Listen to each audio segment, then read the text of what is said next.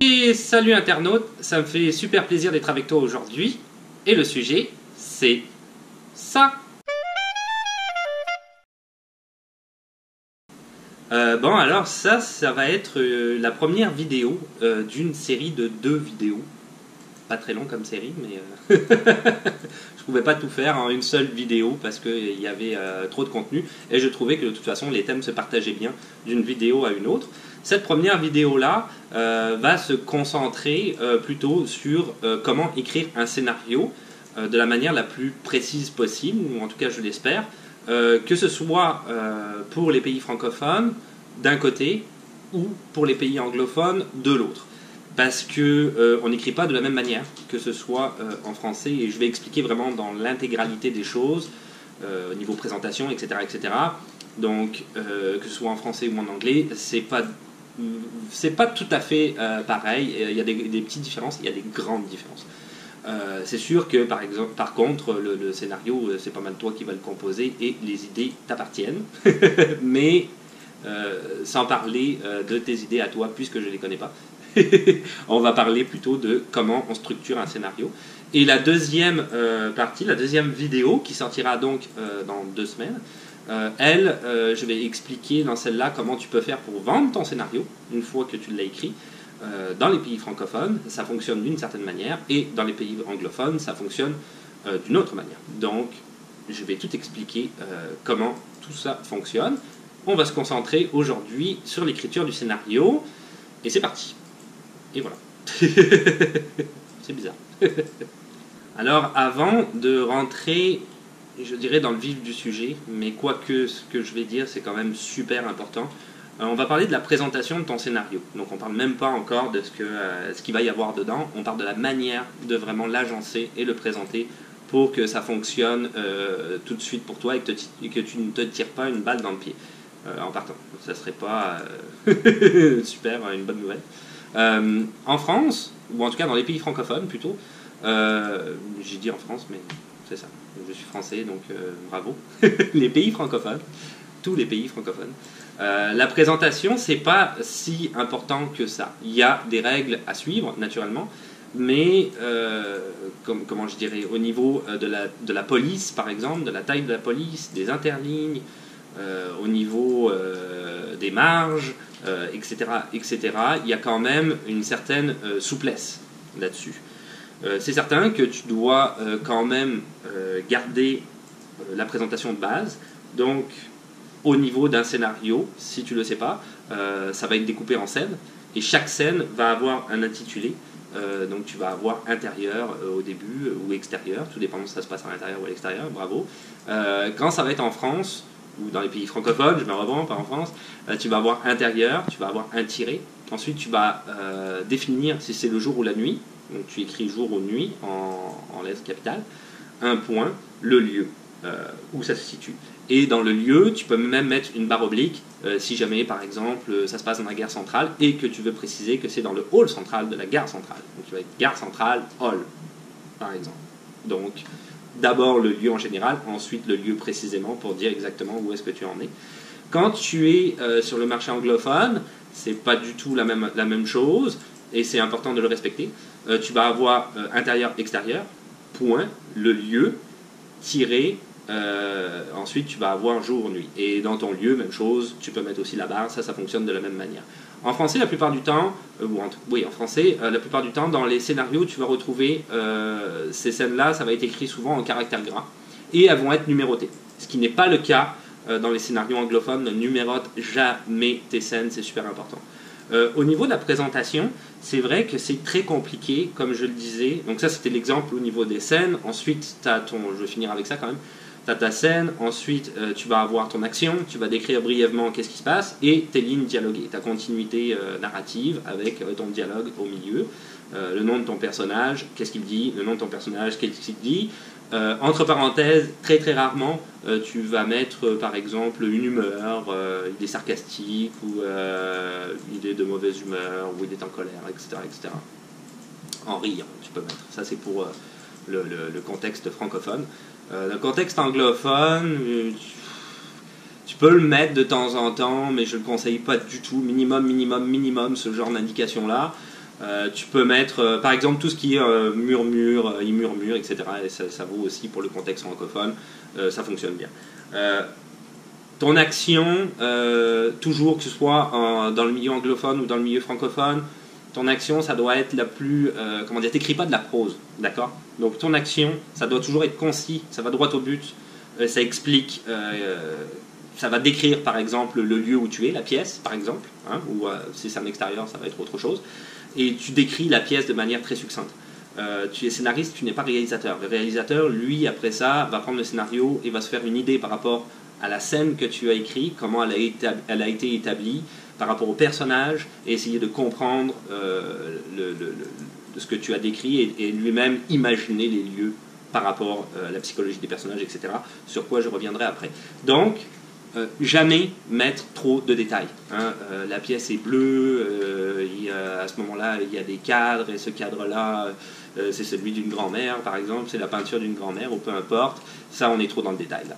Donc, si tu mets quoi que ce soit là-dedans, par exemple, la pièce est bleue, je vais revenir avec cet exemple-là, à ce moment-là, la salle à manger bleue. Ça veut dire que bleu, la couleur bleue, a une importance capitale dans ta narration, et tu vas revenir avec ce fait-là par après. Donc tu peux le mettre, mais il faut que ce soit important. Si c'est pas important, c'est juste une salle à manger de quelqu'un, c'est très très succinct. Il faut que ce soit vraiment très très rapide.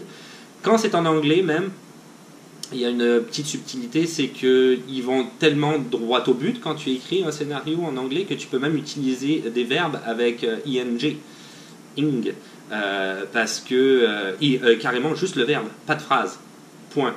Thinking, par exemple, le gars est en train de penser. Donc, point, c'est juste ça.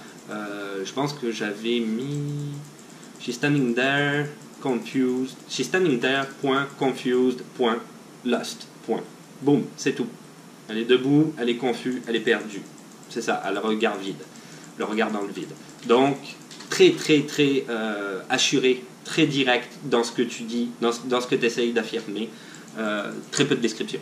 Sûrement des gens qui ne seront pas d'accord avec moi, mais j'ai eu beaucoup de retours d'agents créatifs, notamment à Hollywood. Je te le dis, c'est vraiment la meilleure manière. C'est clairement la meilleure manière, c'est ça qu'ils veulent lire. Ils ne veulent pas s'amuser à lire des milliers de pages de descriptions qui n'en finissent plus. Droit au but. Donc, pour revenir à ta description, je vais revenir après sur les dialogues parce que c'est complètement différent. Ce que moi je conseillerais, que ce soit pour les pays francophones ou pour les pays anglophones, c'est de fonctionner naturellement avec un programme qui va te permettre d'écrire des scénarios plus facilement. C'est-à-dire que tu ne vas pas essayer de te concentrer sur la présentation.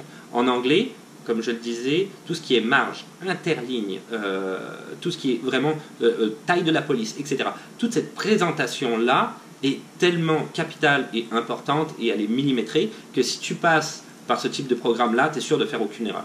Au niveau des programmes, les conseils que je donnerai, moi je travaille sur Final Draft. Final Draft, pour moi, c'est le meilleur. C'est le programme qui est le plus utilisé à Hollywood. Là, je parle du milieu anglophone.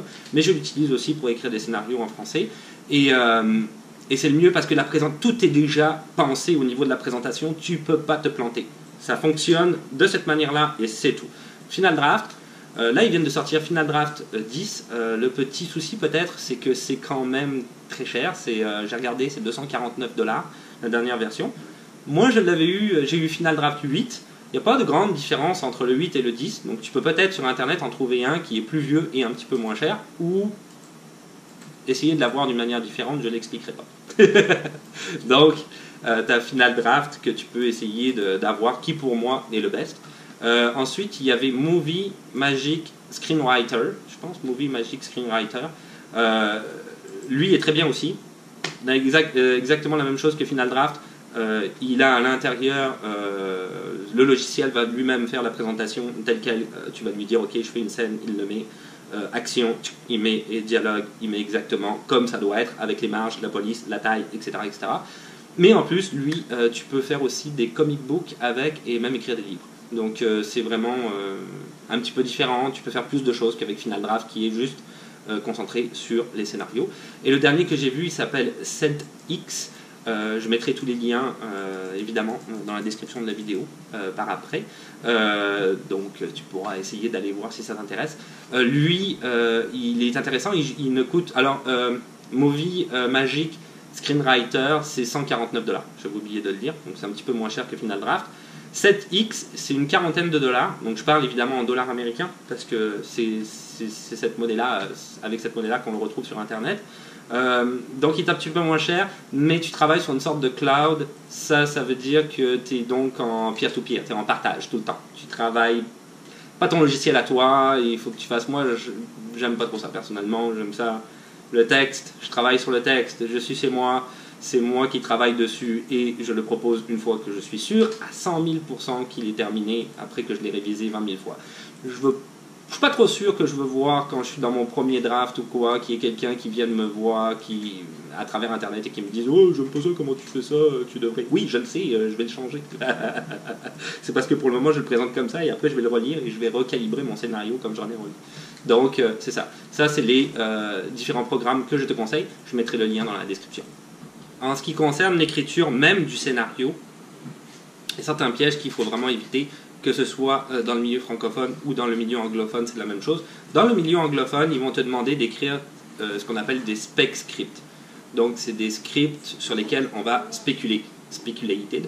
Donc, ils spéculent sur un script, tu le proposes, c'est une idée originale et un agent va regarder, je l'expliquerai dans la vidéo comment vendre un scénario, un agent créatif va le regarder, va le lire et va décider si il propose, comment dire, de l'acheter ou pas. Ben, il ne l'achète pas au début, il optionne, c'est ça, c'est un option. Du coup, il va décider s'il met une option ou pas, on va parler en français, une option ou pas sur ton scénario. Ne pas écrire, et ça vaut pour le milieu francophone comme le milieu anglophone, ne pas écrire de shooting script. Ça, c'est la grosse erreur qu'il faut absolument ne pas faire.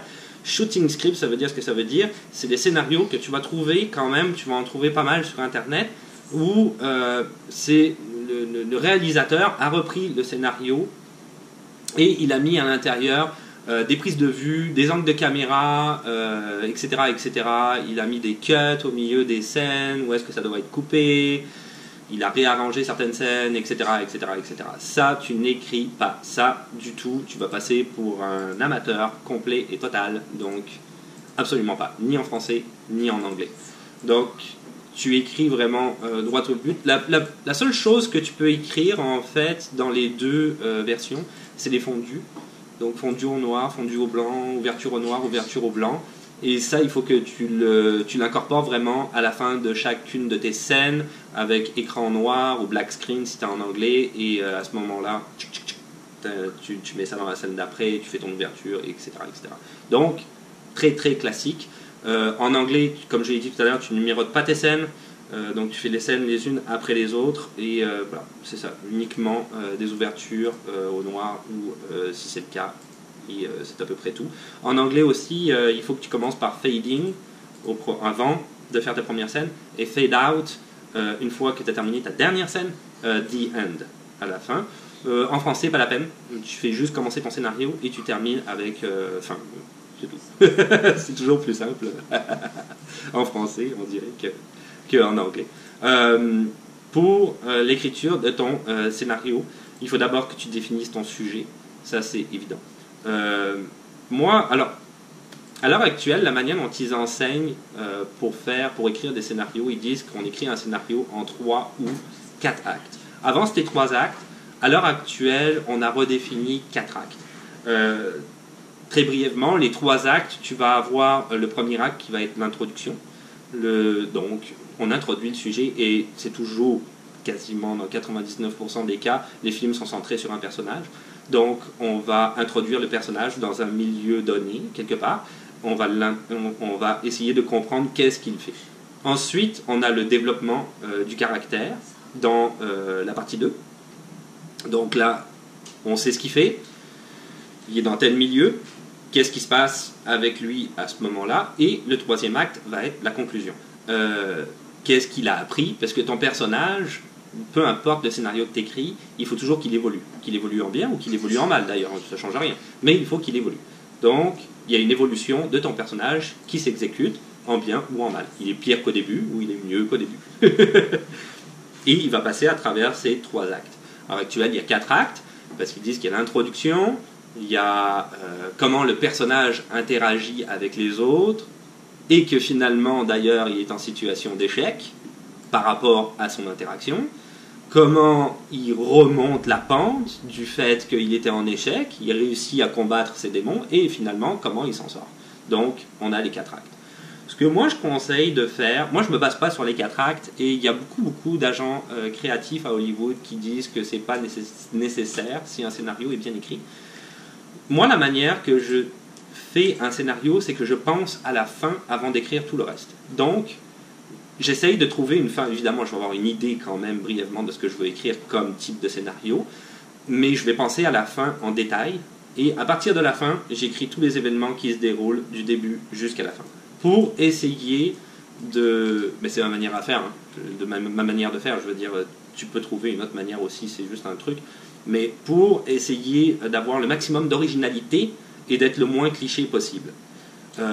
Mais il faut quand même garder une certaine manière cliché, je dirais, d'écrire. Parce que les agents créatifs, que ce soit aussi bien d'ailleurs en France que dans les pays anglophones, ils s'attendent à voir ça. Il y a certaines scènes qui vont être écrites d'une certaine manière et on s'attend à lire ce genre de scènes-là.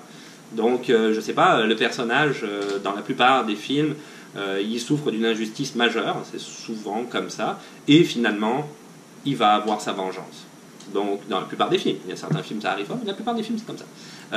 Donc, là, on s'attend un petit peu à voir ce genre de choses-là. C'est un exemple parmi tant d'autres, il y a des millions d'exemples là-dessus, mais c'est ça, il faut que tu écrives, si tu écris de l'originalité, ok, mais toujours en considérant que tu gardes une petite part de cliché quand même là-dedans. Faut un petit peu surfer entre les deux, je dirais, quelque chose comme ça. L'originalité, c'est super important aussi parce que si tu écris un énième film qui est comme Le Seigneur des Anneaux ou un autre Rocky ou un autre Predator, c'est les films que j'ai en tête, hein, ou peu importe, Le Goût des Autres, je sais pas moi, Astérix, Taxi, ce que tu veux. Si tu écris Taxi, c'est un bon exemple, là, les gars, au lieu qu'ils soient en taxi, je vais dire n'importe quoi, mais c'est une voiture de course et c'est à peu près la même histoire. Tu vendras sûrement pas ton scénario. Je veux pas être méchant, mais ça fonctionnera pas. Ça a déjà été fait. Donc on s'attend pas à lire ça. La plupart du temps, les choses que je vois revenir, c'est l'autre il est à l'hôpital, il a le cancer, puis lui il a pas d'argent pour que sa femme ou son enfant puisse se faire soigner. Du coup, il tombe, soit c'est un policier, ou alors et il va aller chercher de manière malhonnête de l'argent, ou alors il fait des braquages. Ça, c'est les scénarios qui reviennent tout le temps. Il y a 90 scénarios comme ça qui sont faits par jour. Écris pas ça. Il y a déjà des gens professionnels qui vont écrire ce genre de choses-là, donc on n'arrive pas avec ça. Toujours essayer quand même de donner de l'originalité. C'est important, mais tout en restant un petit peu cliché. Les personnages. Les personnages, c'est ce qui, d'après moi, est central dans ton scénario. C'est ultra capital. Un personnage, évidemment, s'écrit comment je dirais, autour de sa psychologie. C'est la psychologie du personnage qui est le plus important. Mais un personnage, c'est relativement difficile à, à monter, parce qu'il faut que tu montes la psychologie de ton personnage à travers les dialogues. Les actions vont rester quand même très très succinctes. Donc c'est sûr que tu dois monter ça à travers les dialogues. Pour parler des dialogues, j'ai pas mal de choses à dire quand même sur les dialogues. La manière qu'ils vont avoir... Quand tu écris des dialogues, c'est pas de la prose. Donc, c'est un petit peu... Luc Besson, je trouvais que c'était un bon exemple. Tarantino, c'est un bon exemple. Il y en a plusieurs des comme ça. C'est des gens qui sont quand même assez originaux dans leur manière d'écrire les dialogues. Surtout si on voit les taxis, par exemple, je pense à Besson. C'est des gens qui vont vraiment parler comme on parle. Okay? Parce que souvent, ce qu'on trouve dans les scénarios qui sont envoyés aux agents... c'est des lignes de dialogue de personnes qui parlent et c'est insipide et personne parle comme ça, quoi. Donc, il faut trouver de l'originalité. Encore une fois, je reviens avec ce terme-là, mais l'originalité dans tes dialogues et surtout, il faut que tes personnages, ils parlent, pas ils énoncent des choses. Moi, je ne veux pas dire, par exemple, la couleur est verte. Ah oui, c'est vrai, la couleur est verte. On ne dit pas vraiment ça, à part dans peut-être tel ou tel type de contexte qui va être ultra sarcastique, Mais non, si je me dis, ah oui, la couleur de ce mur-là est verte, je vais sûrement répondre, ah, c'est vrai, t'as raison. Donc ça, on est plus dans le réalisme au niveau du dialogue. Et là-dedans, on peut faire parler notre personnage avec des vocabulaires différents, une manière de parler différente. Tu peux même mettre à l'intérieur des personnages qui coupent la parole à d'autres, donc qui vont être peut-être plus incisifs dans leur manière de parler. Et là, tu vas vraiment travailler tes dialogues de cette manière-là. Tu peux jouer sur la timidité, tu peux jouer sur... Je veux dire, c'est énorme, quoi. C'est super vaste, évidemment. Donc, tu peux créer à peu près ce que tu veux. Ta psychologie de personnage doit absolument se développer à l'intérieur de ces lignes de dialogue-là, et surtout de l'interaction qu'il y a entre tes personnages, puisque tu as décidé de faire interagir tel ou tel personnage entre eux. Donc, c'est sûr que ce qui est intéressant, et on le voit souvent dans les films, c'est l'antagonisme. Hein. On va mettre un personnage... faible mais malin, par exemple, avec un personnage plus fort. Donc là, il va y avoir un antagonisme un peu entre les deux personnages. Il y avait un film qui était sorti, que j'ai vu il n'y a pas longtemps, avec Will Ferrell et Mark Wahlberg, j'ai eu du mal, où ils sont des familles réunies. Là, il y a le 2 qui est sorti il n'y a pas longtemps. Donc là, on est en plein dedans. Le gars qui est plus... les différences, c'est vraiment,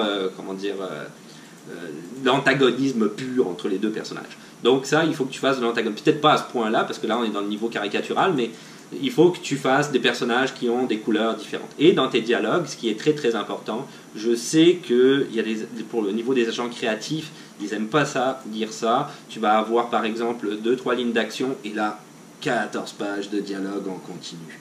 Ça, c'est l'enfer.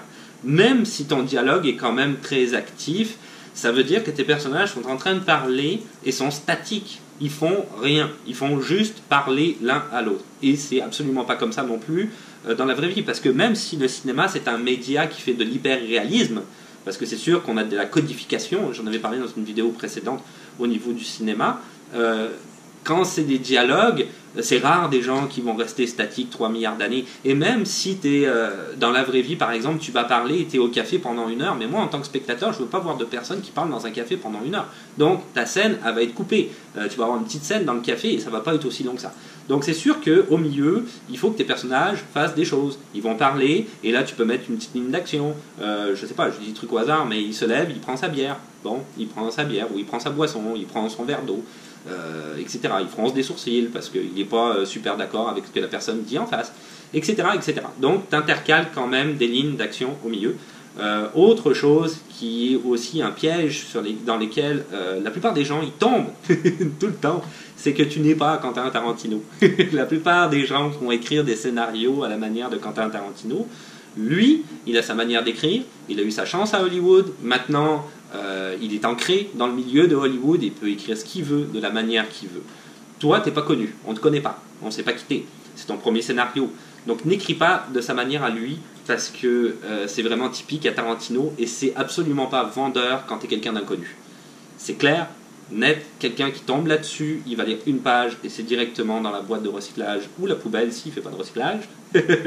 Donc, tu n'écris pas des longs dialogues qui n'en finissent plus avec le gars qui explique tous ces états d'âme. T'essayes de trouver ta manière à toi propre d'écrire des dialogues. Ça, c'est ce que je te conseille le mieux. C'est la meilleure manière de faire.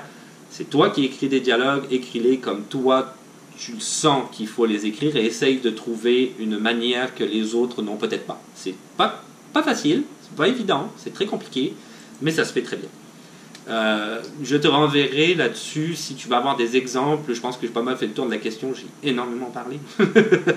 Mais je te renverrai un site internet qui pour moi est le meilleur site internet au niveau des scénarios. Ça s'appelle SimpliScript. Je vais mettre le lien dans la description en dessous de la vidéo. Tu vas sur ce site internet là, il y a des exemples de scénarios, il y en a à l'appel, il y en a vraiment énormément. Fais très attention, si par exemple tu t'en vas dans le milieu anglophone, il y a des scénarios qui ne sont pas unproduced script, des scénarios non produits, donc c'est des gens qui vont être amateurs. Donc c'est certain que si tu commences à lire ça, tu ne vas pas savoir exactement si c'est bien écrit surtout au niveau de la présentation. Et si c'est des scénarios, comme par exemple je prenais Tarantino, il y a même Besson, etc. qui y sont, si tu prends des scénarios de gens confirmés, fais attention que ce soit bien un spec script que tu lis et pas un shooting script pour ne pas t'induire en erreur au niveau de la présentation. Ça c'est très très important. En français, ils ont une section, tu peux aller voir dans les scripts non produits en langue étrangère, tu le trouves en haut, hein, c'est écrit en anglais, mais si tu ne comprends pas l'anglais, tu arriveras très vite à te démerder, j'en suis certain. C'est une section en haut, tu cliques dessus et tu vas avoir des scénarios dans toutes les langues, mais tu vas avoir une liste de scénarios en français. Donc si tu veux écrire en français, tu peux te baser là-dessus.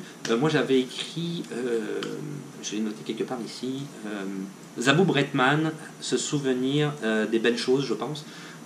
Tu peux te fier à ce scénario-là.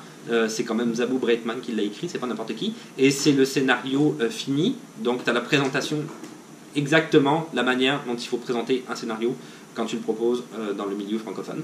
Et pour l'anglophone, comme je disais, essaye d'en trouver un qui soit un spec script, pas un shooting script. Et à ce moment-là, tu peux voir comment ils font ça et comment ça fonctionne. Tu pourras avoir plein d'idées, comment écrire des scènes d'action, parce que je sais que les scènes d'action, c'est vraiment pas facile à écrire. Il y a une manière de faire. Donc, comment écrire des scènes d'action, comment faire de la comédie, etc. Te donner un petit peu des idées. Et surtout, ne copie pas ce que tu vois, fais ta propre créativité. Super important. Sois créatif. Tu t'inspires de ce qui a été fait, mais tu écris ton histoire. C'est super important. Et voilà, c'est tout pour aujourd'hui. Je pense pas mal avoir fait le tour de la question. Tu peux toujours te renseigner et chercher d'autres types de renseignements sur comment écrire un scénario sur Internet. Évidemment, ça ne remet pas en cause les études pour écrire un scénario. Tu peux toujours aller faire des études pour écrire un scénario, pour devenir scénariste, c'est même très conseillé, je te le conseillerais. Mais c'est quelque chose qui est accessible, je pense, à tout le monde si tu as la bonne manière de faire. Parce qu'il faut toujours avoir la bonne manière de faire. C'est quand même assez pointu comme milieu, surtout dans le milieu anglophone. Il y a une manière d'écrire, il y a une manière de faire, il faut la respecter. Donc, si tu veux laisser la prochaine vidéo, c'est ça aussi, va être, je l'ai déjà dit, sur comment on vend un scénario dans 2 semaines. Donc, c'est ça. Tiens-toi au courant si ça t'intéresse. Si tu as des questions ou des suggestions, tu peux les laisser dans les commentaires, ou même n'importe quoi, des idées ou à apporter, ou peu importe. De mettre toujours un petit pouce bleu parce que ça fait plaisir, de ne pas oublier de t'abonner, comme ça c'est plus simple de savoir quand est-ce qu'une nouvelle vidéo va sortir. Et puis on se retrouve à la prochaine. Ciao.